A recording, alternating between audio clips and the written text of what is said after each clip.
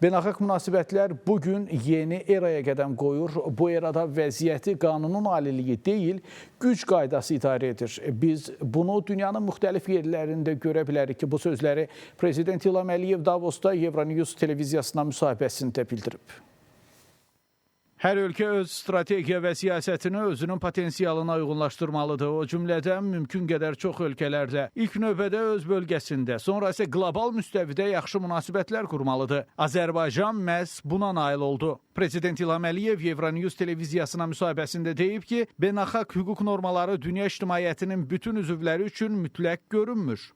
Buna görə strateji məqsədimiz milli maraqlar əsasında nəticələri əldə etməkdən ibarət idi və beynəlxalq hüquqa tam riayət edərək düzgün hesab etdiyimizi həyata keçirmək idi. Gördüyümüz hər bir iş, istər siyasi inkişaf, İstərsə də suverenliyimizin və ərazi bütövlüyümüzün bərpası beynəlxalq hüquqa və ümumi dəyərlərə uyğun idi. Prezident İlham Əliyevin sözlərinə görə Azərbaycan artıq Avropa Parlamentinin tənqidinə reaksiya vermiş. Aydındır ki, Azərbaycana qarşı olan bu qərəzli vəziyyət Azərbaycanın müstəqil siyasətini həzm edə bilməyən xüsusi lobiçilik qruplarının, xüsusi qüvvələrinin fəaliyyətinin nəticəsidir. Artıq uzun illərdir ki, biz Avropa Parlamenti və son illərdə Avropa Şurasının Parlament Assambleyası ilə istənilən əməkdaşlığı dayandırmışıq. Biz Avropa Komissiyası ilə əməkdaşlıq edirik və bununla kifayətlənirik. Avropa və Avropa İttifaqı ilə enerji əməkdaşlığına da toxunan dövlət başçısı bildirib ki, biz artıq 16 ölkəyə təbii qaz ixrac edirik və onların onu Avropa İttifaqının üzvüdür. Bizim bir çox Avropa ölkəsi ilə yaxşı münasibətlərimiz var və bu, onlar üçün öz enerji təhlükəsizliyini gücləndirmək imkanıdır. Bizim üçün isə bu, premium bazarda ehtiyatlarımızı satmaq fürsətidir. Baxmayaraq ki, biz qazı təkcə Avropaya satmırıq, bu yaxınlarda Suriyada ixrac etməyə başlamışıq.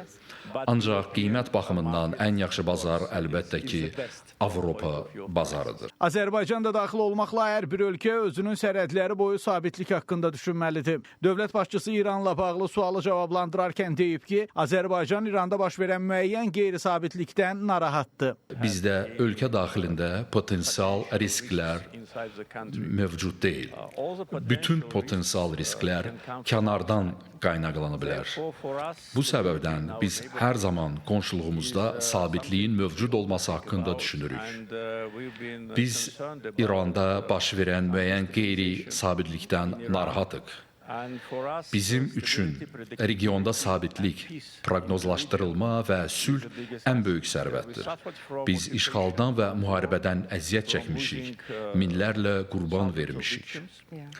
Bugün sülhün və sabitliyin olması istənilən ölkə üçün uğur qazanmağın yeganə yoludur.